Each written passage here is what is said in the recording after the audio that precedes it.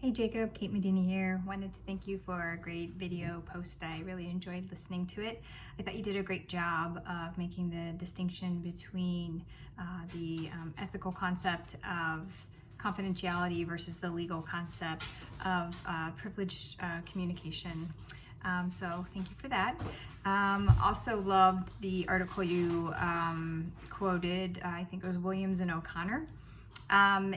Regarding the intentional break in confidence or confidentiality. I think the exact phrase they used was culpable ignorance. And I felt like that was actually a really good way to encapsulate what the thinking is behind an intentional breach of confidentiality. Also, I know that you're a chemical dependency counselor, I think.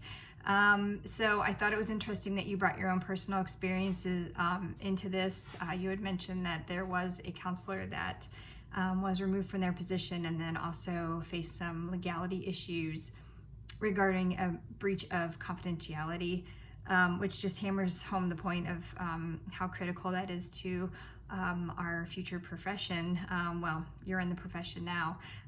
You did mention that you had an experience, or I've had a couple experiences where you had folks that mentioned suicidal intentions, I believe, and your response was that in those instances you have to go straight or directly to report it to the police. And I guess my question back to you would be, is that always exactly the protocol? Is that just the protocol for all counselors, or is that the protocol maybe at your place of employment that you go directly to the police? I guess it felt abrasive to me, to be honest. Like, were there other steps? Maybe in your post you couldn't fully explain what all the sequence of steps are when someone mentions that. I didn't know if there were other options or folks that would be in line first, and then the police would be maybe options after the I guess less abrasive options were already tried first,